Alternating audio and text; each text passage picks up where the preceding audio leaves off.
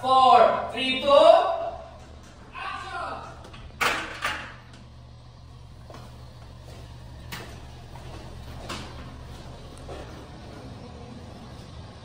my God.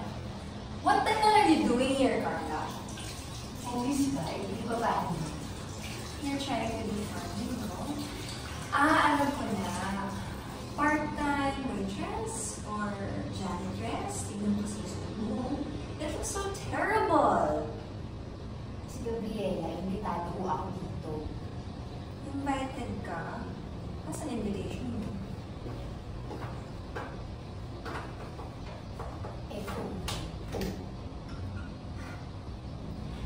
Alam mo, tuso ka talaga, no?